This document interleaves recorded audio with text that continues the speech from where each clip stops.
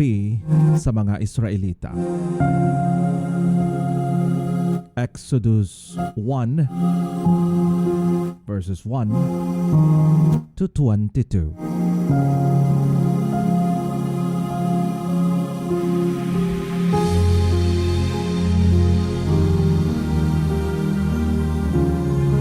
Ito ang mga anak ni Jacob na kasama niyang pumunta sa Ehipto, kasama ang kanilang sambahayan.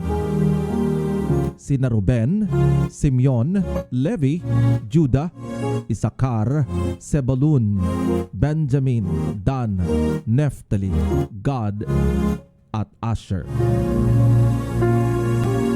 Silang lahat ay 70. Si Jose ay matagal nang nasa Ehipto noon. Paglipas ng panahon, namatay si Jose. Ang kanyang mga kapatid at kanilang mga salinlahi. Ngunit mabilis ang pagdami ng mga Israelita, kaya't sila'y naging makapangyarihan at halos napuno nila ang buong lupain. Lumipas ang panahon at nagkaroon ang Ehipto ng ibang hari na hindi nakakakilala kay Jose. Sinabi niya sa kanyang mga kababayan, "Nanganganib tayo sa mga Israelita. Sila'y patuloy na dumarami at lumalakas kaysa sa atin. Kailangang gumawa tayo ng paraan upang mapigil ang kanilang pagdami. Baka salakayin nila tayo ng ating mga kaaway at kumampi pa sila sa mga ito.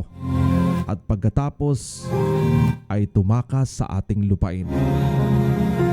Kaya't nagligay sila ng mga mababagsik na tagapangasiwa upang pahirapan ang mga Israelita.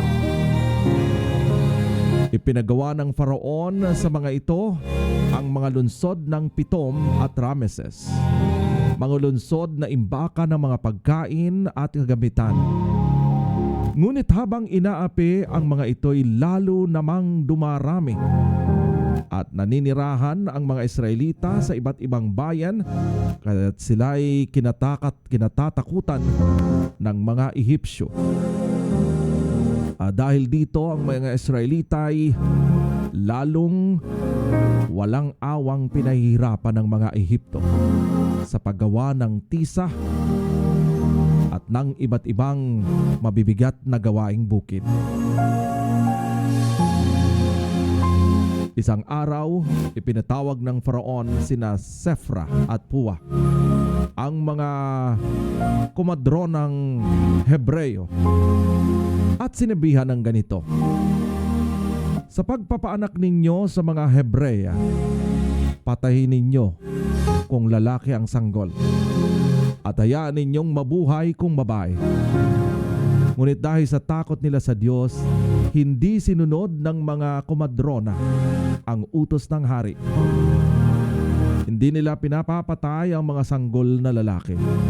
Dahil dito'y ipinatawag sila ng hari at tinanong, "Bakit hindi ninyo pinapatay ang mga sanggol na lalaking isinisilang ng mga Hebrea?" Mangyari po iba ang mga Hebrea sa mga Ehipsya. Madali po silang manganak, kaya naisisilang na ang sanggol pagdating namin, sagot nila. Kaya't patuloy na dumarami at lumalakas ang mga Israelita. Ang mga komadrona naman ay kinalugdan ng Diyos. Sila'y pinagkalooban niya ng mga sariling pamilya.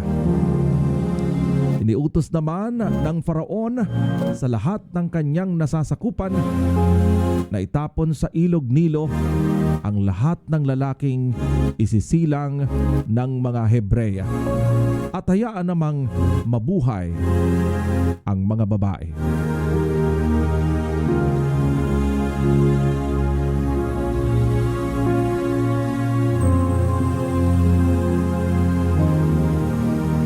The Israelites oppressed.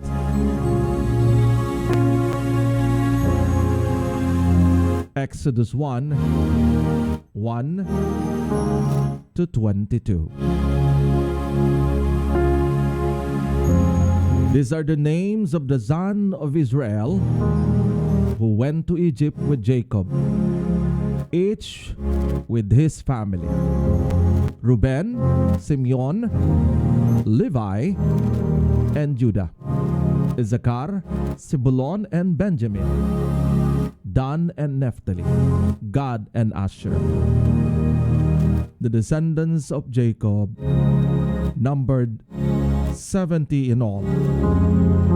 Joseph was already in Egypt. Now Joseph and all his brothers and all the generations had died. But the Israelites were exceedingly fruitful. They multiplied greatly, increased in numbers, and became so numerous that the land was filled with them. Then a new king, to whom Joseph meant nothing, came to power in Egypt. "Look," he said to his people, "the Israelites have become far too numerous for us. Come, we must deal shrewdly with them, or they will become even more numerous. And if war breaks out, we'll join our enemies, fight against us, and leave the country." So they put slaves, masters over them, to oppress them with forced labor. And they built Pithom and Ramses as store cities for Pharaoh. But the more they were oppressed, the more they multiplied and spread. So the Egyptians came to dread the Israelites and worked them ruthlessly. They made their lives bitter with harsh labor in brick and mortar, with all kinds of work in the fields. And all their harsh labor the Egyptians worked them ruthlessly. The king of Egypt said to the Hebrew midwives, whose names were Shephrah and Puah, "When you are helping the Hebrew woman during their childbirth on the delivery stool, if you see the baby is a boy, kill them. But if it's girl, let her live." The midwives, however, feared God and did not do what the king of Egypt had told them to do. They let the boys live. Then the king of Egypt summoned the midwives and asked them, "Why have you done this? Why have you let the boys live?" The midwives answered Pharaoh, "Hebrew women are not like Egyptians women. They are vigorous and give birth before the midwives arrive." So God was kind to the midwives, and the people increased and became even more numerous. And because the midwives feared God, He gave them families of their own. Then Pharaoh gave his order to all his people, "Every Hebrew boy that is born you must throw into the Nile, but let every girl live."